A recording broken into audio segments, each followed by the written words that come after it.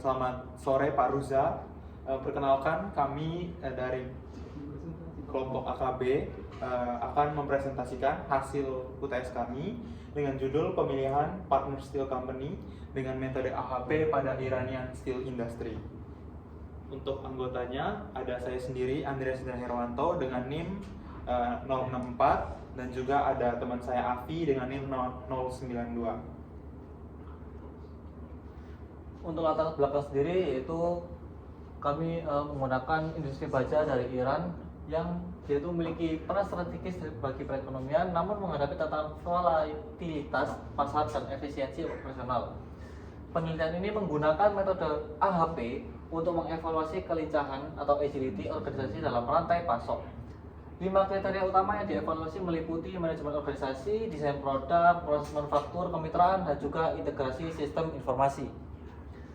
Kemudian rumusan masalah sendiri yaitu ada dua, yaitu bagaimana penerapan metode AHP dalam pemilihan partner steel company.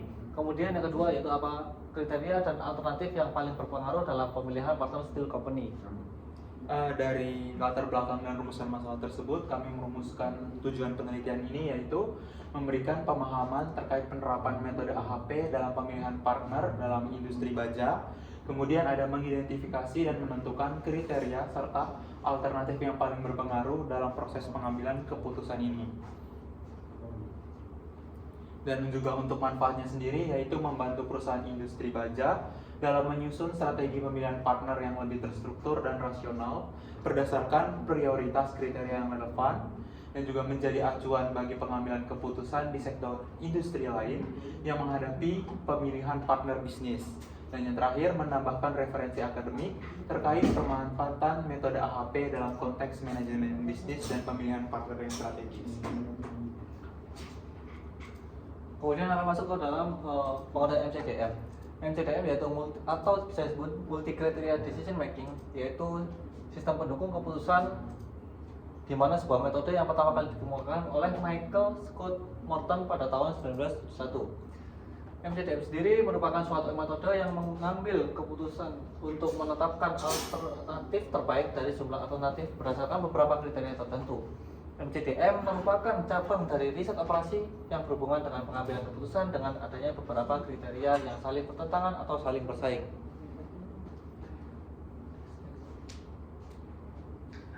Kemudian AHP sendiri yaitu merupakan salah satu metode MCDM yang dikembangkan oleh Thomas L. Satie pada tahun 1970-an.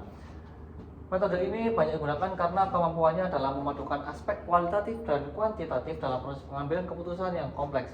AHP membantu para pengambil keputusan dalam organisasi dan menganalisis masalah yang lebih kompleks dengan menyusun hierarki, membandingkan elemen secara berpasangan, serta menentukan bobot dan prioritas relatif dari alternatif yang ada. Untuk tahapan metode AHP sendiri yaitu ada 8. Yang pertama yaitu penilaian kriteria dan alternatif, kemudian membuat pairwise comparison matrix, kemudian membuat agent value, kemudian normalisasi agent value atau priority factor, kemudian menghitung bobot dan lambda max, kemudian menghitung konsistensi indeks, kemudian menghitung rasio konsistensi, dan yang terakhir yaitu menghitung bobot akhir dan penentuan alternatif terbaik. Oke, selanjutnya adalah studi kasus di steel industry dengan menggunakan metode AHP ini. Di sini sumber data kami mendapatkan data sekunder dari data.mendeley.com dengan judul Neotrosofic Gray Analytic Hierarchy.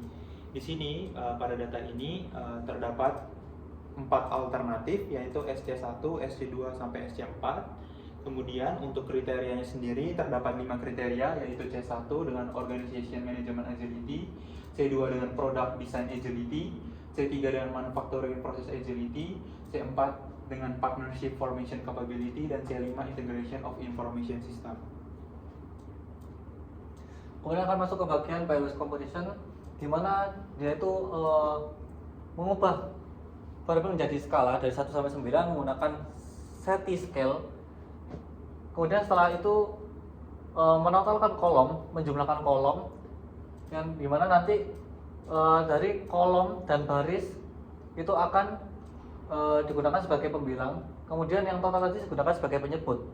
Ya, artinya akan menghasilkan nilai agent value dari tabel tersebut didapatkan pairwise comparison dari perbandingan kriteria, kemudian perbandingan alternatif berdasarkan kriteria 1, kemudian perbandingan alternatif berdasarkan kriteria 2, perbandingan alternatif berdasarkan kriteria 3, kemudian perbandingan alternatif berdasarkan kriteria 4, dan perbandingan alternatif berdasarkan kriteria 5.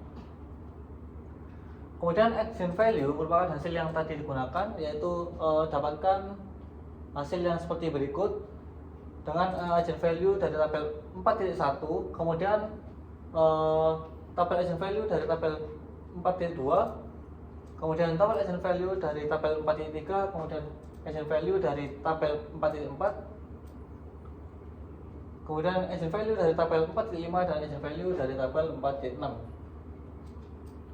Kemudian setelah kita mendapatkan agent value dari setiap tabel tadi, selanjutnya adalah menentukan normalisasi dan priority factor.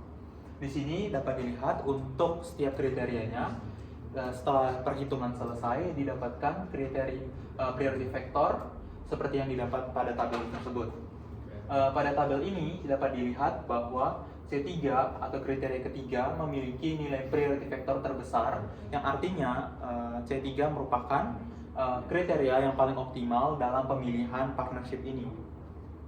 Selanjutnya, untuk setiap alternatif pada setiap kriterianya, untuk priority factor dapat dilihat pada kriteria yang ke-1, alternatif yang paling berpengaruh atau yang paling optimal adalah SC1. Untuk kriteria 2, alternatif yang paling berpengaruh adalah alternatif 3, dan untuk C3, C4, dan C5 sama-sama alternatif yang paling berpengaruh yang adalah SC1.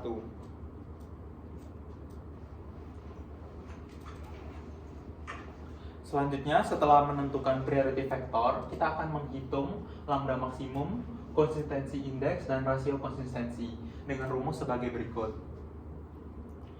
Untuk hasil perhitungannya, kita dapat melihat untuk tabel 4.1 untuk tabel kriteria terdapat 5 kriteria N kriteria akan menghasilkan lambda max sebesar 5,099, CI 0,025, dan CR 0,02 yang artinya konsisten, dan seterusnya untuk tabel 4.2 sampai 4.6.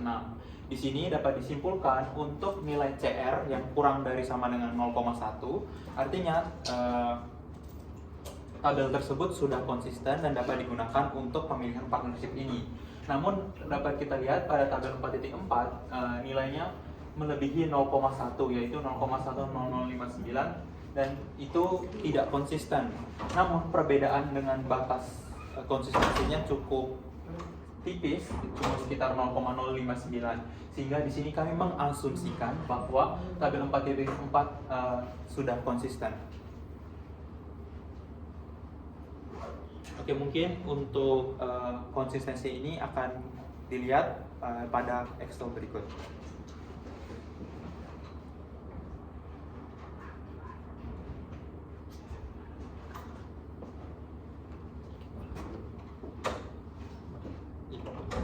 Oke, yang pertama yaitu kita mencoba menghitung untuk menentukan pairwise comparison matrix. Yaitu yang pertama kita merubah dulu menjadi skala dari 1 sampai 9. Dari sini kita menggunakan semua kriteria dari kriteria 1 sampai dengan 5.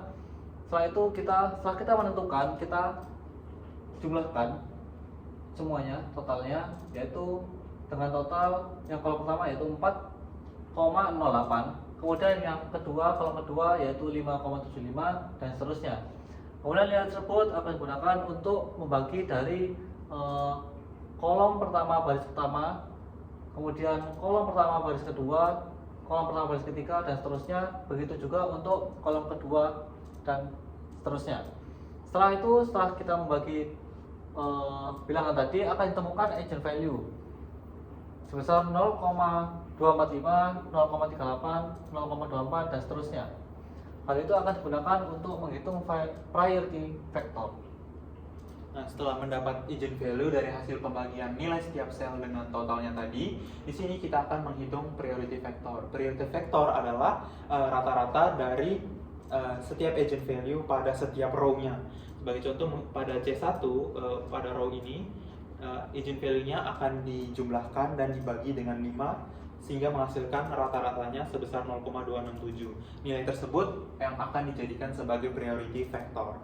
Selanjutnya setelah kita tahu priority factor, kita akan menentukan rasio indeksnya, di mana untuk N sama dengan 5, rasio indeksnya adalah 1,12, lambda max-nya sebesar 5099 ini, dan akan menghitung nilai CR-nya. Ini akan digunakan seterusnya sama sampai dengan kriteria 5. Kemudian untuk akhirnya mungkin ada simulasi lagi dengan menggunakan code dari Python. Oke, kemudian kita mencoba untuk menggunakan metode tambahan, yaitu menggunakan Python. Dimana di sini terdapat sedikit perbedaan. Ketika kita mencoba menggunakan Python, untuk semua kriteria itu didapatkan hasil yang konsisten. Begitupun seterusnya. Perbedaan ini terdapat cukup signifikan pada kriteria yang keempat, di mana ketika kita melihat menggunakan perhitungan manual, perhitungan tersebut akan menghasilkan ketidakkonsistenan dengan sedikit lebih dari 0,1. Namun ketika kita menggunakan Python, didapatkan hasil 0,9, yang dimana itu matriksnya konsisten. Hal ini juga menjadi pertimbangan di mana metode apa yang paling baik digunakan untuk data tertentu, dan juga tools apa yang digunakan untuk beberapa metode data tertentu. Selanjutnya, setelah kita mengetahui bahwa setiap tabel sudah konsisten, di sini kita akan menghitung bobot akhir. Untuk bobot akhir sendiri yaitu kita dapat menghitung dengan mengalihkan setiap priority factor dengan setiap penjumlahan dari setiap kolomnya tadi. Di sini hasil priority bobot akhirnya SC1 sebesar 0,49, SC2 sebesar 0,24, SC3 sebesar 0,3, SC4 sebesar 0,04. Nah, dari hasil tabel ini dapat disimpulkan bahwa SC1 merupakan alternatif yang paling berpengaruh dalam pemilihan partnership ini. Dapat dilihat juga bahwa berdasarkan ketiga kriteria, kombinasi dari ketiga kriteria, SC1 merupakan alternatif yang paling optimal dan dapat digunakan untuk pemilihan partnership di sini. Selanjutnya kita juga dapat mempertimbangkan SC3 sebagai alternatif tambahan jika membutuhkan partnership tambahan.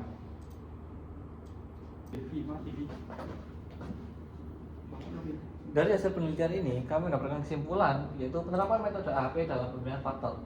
Tahapan yang struktur penerapan AHP yaitu perbandingan kepasangan, menghitung eigenvalue, priority factor, lambda maksimum, konsistensi indeks, rasio konsisten, dan juga bobot akhir. Kemudian kami juga memiliki temuan utama, yaitu kriteria manufacturing process agility atau kriteria ketiga memiliki pengaruh terbesar dalam pemilihan partner. Kriteria ini memperoleh nilai prioritas tinggi, di mana menunjukkan pentingnya fleksibilitas dan efisiensi proses manufaktur. Kemudian ada steel company, di mana itu adalah alternatif utama yang menunjuk sebagai pilihan terbaik dengan skor bobot tertinggi di seluruh kriteria yang digunakan. SC1 unggul dalam hal kelincahan proses manufaktur dan kemampuan lainnya yang relevan.